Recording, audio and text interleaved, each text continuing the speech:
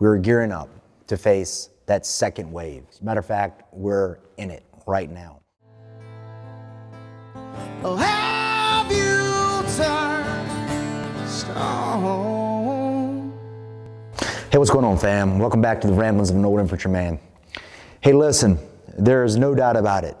All across the United States, all across the world, we're gearing up to face that second wave. As a matter of fact, we're in it right now. And the truth is, we all knew this was coming. We've known there was going to be a second wave since the first wave.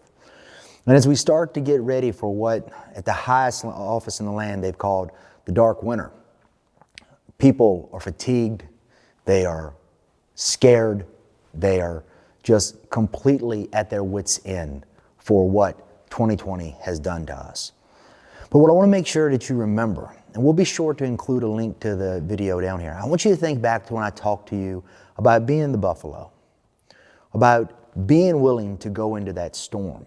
And a lot of times when you're sitting here and that storm is bearing down on you and the skies are pitch black and the wind is howling and it's pushing against you so hard, you actually start to feel like your body is coming up off the ground. It's scary.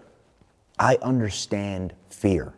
I have been so frightened multiple times in my life that my legs shook. I've been running away from the Pentagon, waiting for the building to explode, waiting for the bomb to hit, waiting for bricks to hit me in the back of the head and kill me. I have been riding down the streets of Iraq, waiting for the bomb to go off, just hunkered right down behind the 50, knees shaking.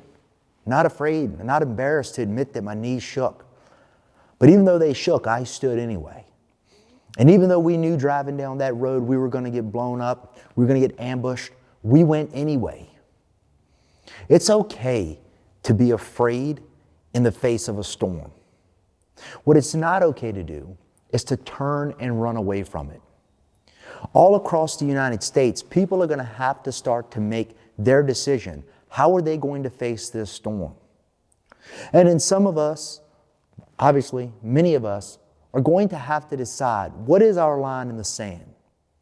What are we willing to sacrifice? What are we willing to give up for safety?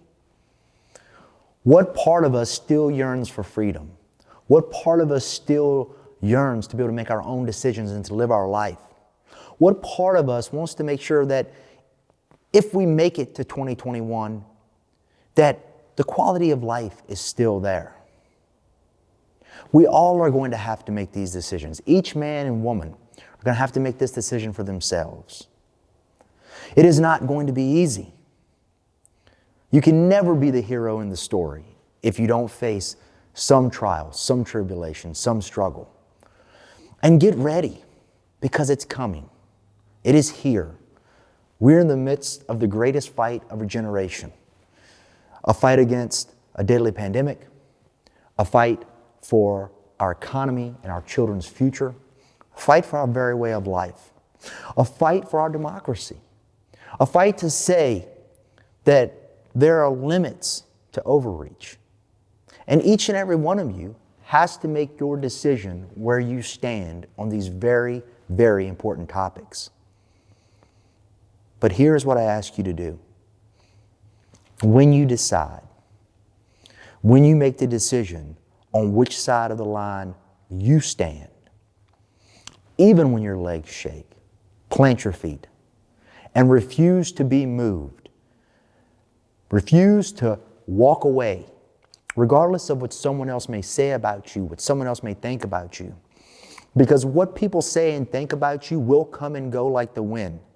But that reflection in the mirror will be there every night before you go to bed.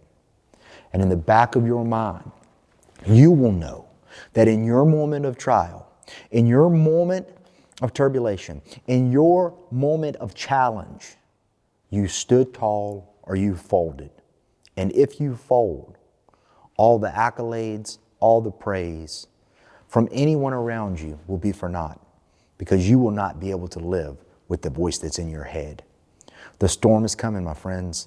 Face into it with the strength of the buffalo and charge headlong in. I hope everybody stays safe. I hope everybody still chases their dreams. And until next time, We'll talk to you later, fam. Bye.